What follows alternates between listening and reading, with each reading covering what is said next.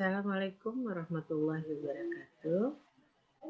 Alhamdulillah wa syukurillah kita ketemu lagi pada pelajaran kali ini, yaitu membahas tentang buku besar. Gimana kabarnya hari ini? Mudah-mudahan kita semua selalu dalam lindungan Allah Subhanahu wa Ta'ala, selalu diberi kesehatan, kekuatan iman, dan semangat untuk tetap terus belajar. Ya, pada kesempatan minggu lalu kita sudah membahas tentang jurnal umum ya pada perusahaan jasa.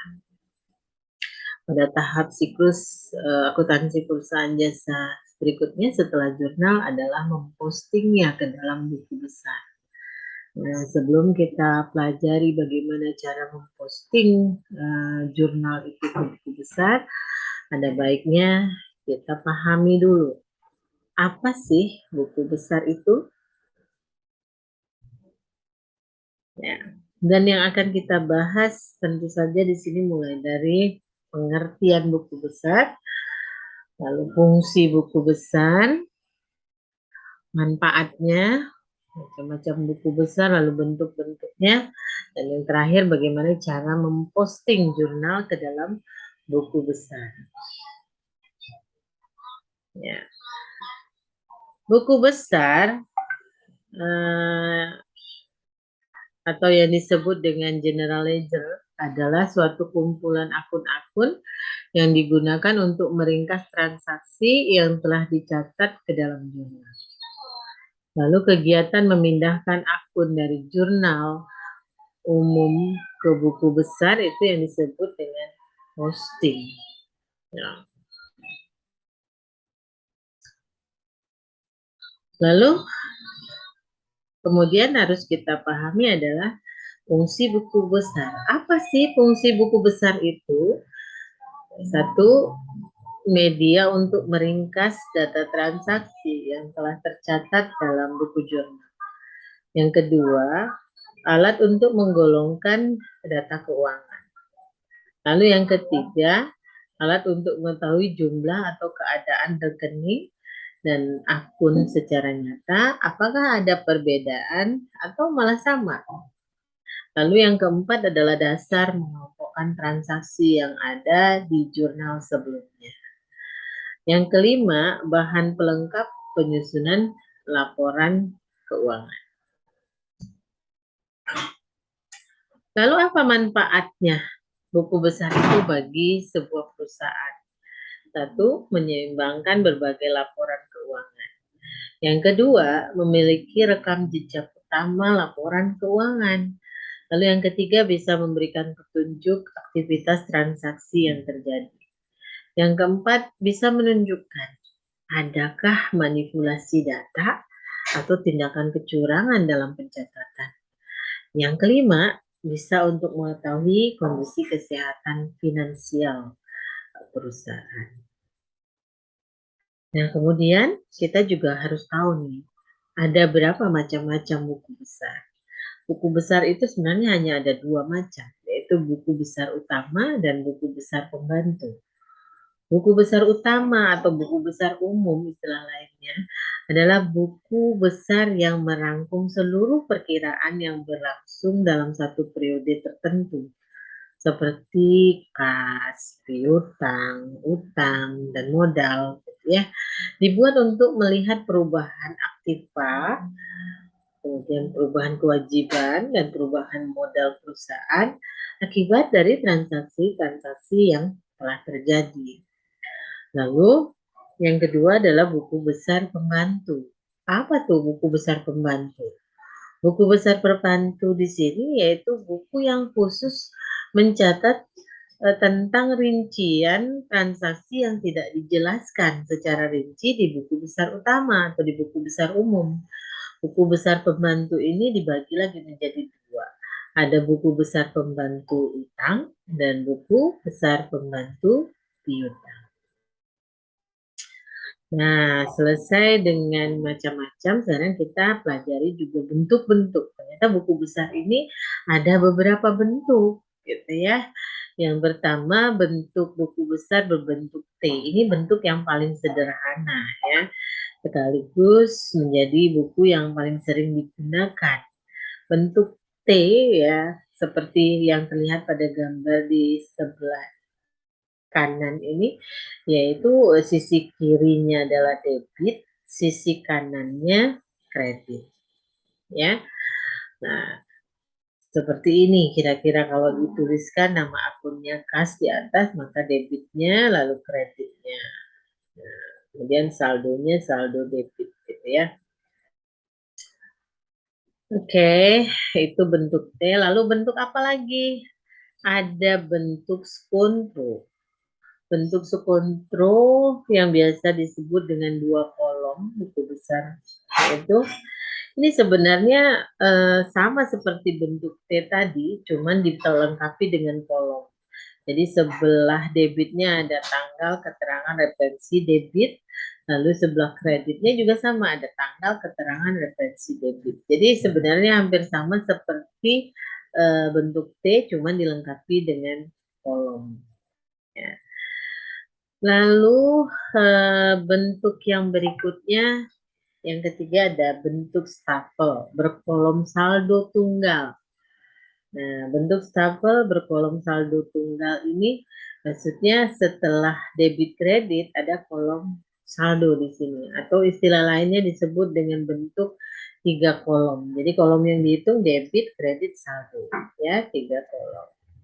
Lalu ada bentuk stapel berkolom rangkap. Berkolom rangkap maksudnya di sini bahwa saldonya ada saldo debit dan saldo kredit, atau sering disebut dengan buku besar berbentuk 4 kolom. Debit, kredit, saldo debit, dan kredit. Nah, itu bentuk-bentuk buku besar. Lalu apa yang membedakan dari bentuk-bentuk itu? Hanya bentuknya saja, tapi fungsinya adalah sama. Ya, tujuan akhirnya adalah sama-sama ingin melihat saldo dari masing-masing akun yang kita posting itu. Ya, sekarang setelah kita pelajari fungsinya, macam-macamnya, contoh bentuk-bentuknya. Nah, sekarang kita coba dengan contoh bagaimana kita memposting. Yang pertama, kita harus selesaikan dulu jurnal umum yang kemarin kita pelajari ya. Nah, di sini ada jurnal umum dari bengkel Samara Motor. Ya, jurnal umumnya seperti ini, ada dari mulai tanggal 1 dan sampai tanggal 15. Jadi kita ambil sampel aja ya untuk bisa memindahkan atau memposting buku jurnal ini ke dalam buku besar. Lalu setelah jurnal selesai, yang kita siapkan adalah buku besar dari masing-masing akun sesuai dengan banyaknya akun yang muncul pada jurnal ini. Ya, kalau kita lihat di jurnal ini, tentu saja buku besar yang harus kita siapkan ada buku besar kas, buku besar piutang usaha, buku besar perlengkapan, sewa dibayar di muka, perawatan, kemudian kendaraan, modal, pendapatan, ada utang usaha, ada utang bank, ada pendapatan jasa, ada pendapatan sewa ya. Jadi lumayan banyak nih. Dari sepenggal jurnal ini aja lumayan banyak buku besar yang harus kita siapkan untuk memposting masing-masing jurnal itu ke dalam buku besar. Lalu bagaimana cara mempostingnya? Cara mempostingnya kita harus memposting jurnal ini satu persatu. Nggak boleh lompat-lompat. Jadi kita posting selesaikan dulu jurnal pada transaksi tanggal 1. Jurnal pada transaksi tanggal 1 ini debitnya lumayan banyak nih. Ada kas, perlengkapan, peralatan kendaraan, dan modal hadi ya. Berarti ada 5 buku besar yang harus kita isi dari jurnal transaksi tanggal 1. Ya. Sebenarnya tidak ada yang sulit, tinggal memindahkan. Kita lihat di sini. kas posisinya di debit sebesar 8.500.000.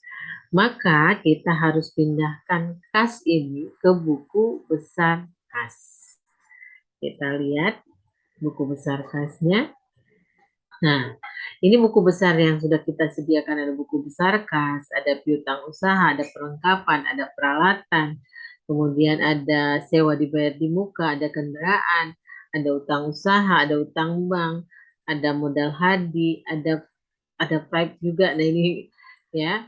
Lalu eh, bagaimana caranya? Tadi bahwa kas ada di sebelah debit 8.500.000 ya. Maka kita tuliskan tanggalnya terlebih dahulu, tanggal 1. Kemudian keterangannya modal awal. Kenapa modal awal? Karena kas itu bertambah di debit sebesar 8.500.000 itu bersumber dari transaksi penyetoran modal awal. Nah, kemudian saldonya saldo di debit. Tuliskan juga saldo di debit sebesar 8.500.000 sama dengan jumlah itu. Lalu kita lihat akun yang kedua adalah perlengkapan. Perlengkapan di debit 3.250.000. Maka kita posting ke buku besar perlengkapan. Tanggalnya tulis sama tanggal 1, lalu keterangannya sama modal karena sumbernya dari setoran modal awal. Jumlahnya 3.250.000 di debit, maka saldonya pun di debit. Ya. Kemudian akun yang ketiga adalah peralatan sebesar 6.250.000. Maka kita lihat buku besar peralatan.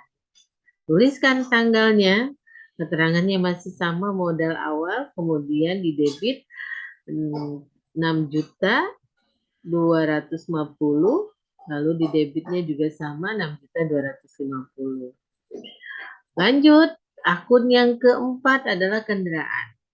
Maka kita posting juga ke buku besar, cari buku besar kendaraan. Kendaraan nih, buku besar kendaraan. Ya, tanggalnya sama tanggal 1 nih harusnya ya. Kemudian keterangannya modal, lalu di debit 20.750.000, saldonya juga debit 20.750.000 ya. Nah, selesai nih yang debitnya. Yang kreditnya modal hadi. Modal hadinya 38.750. Ini jumlah dari sisi debit ini sehingga total modalnya 38.750. Nah, lalu kita postinglah modal ini ke buku besar modal. Nah, ke buku besar modal, tanggalnya tetap masih sama tanggal 1. Sebenarnya boleh digabung ya langsung modal awal sebesar 38.750. Tapi boleh juga terinci begini, jadi modalnya itu macam-macam, bukan cuma kas, boleh seperti ini. Atau digabung jadi satu juga boleh. Oke, lanjut. Nah, transaksi tanggal 2, posting lagi. Transaksi tanggal 2. Nah, kalau di sini kasnya juga di debit 1.500.000. Maka kita posting lagi ke buku besar kas. Tanggalnya tulis tanggal 2. Di debit 1.500.000. Keterangannya apa? Kasnya bertambah karena ada pendapatan. Nah, sekarang kita lihat saldonya. Saldo yang awalnya tanggal 1 adalah 8.500.000. Sekarang ditambah 1.500.000 karena ada pendapatan, maka saldonya bertambah. Atau supaya kalian tidak lupa, jika saldonya debit lalu yang masuk debit, posisi debit, maka ditambah. Ya, jadi kalau debit ketemu debit tambahkan. Tapi jika sebaliknya debit ketemu kredit kurangkan. Begitu juga kredit ya, kalau kredit ketemu kredit bertambah. Jika sebaliknya kredit ketemu debit, nah itu dikurangkan. Tinggal saldonya nih, saldonya saldo apa? Lihat, jumlah mana yang lebih besar? Jumlah debit kah atau jumlah kredit? Kalau lebih besar jumlah debit, maka saldonya saldo debit. Kalau lebih besar jumlah yang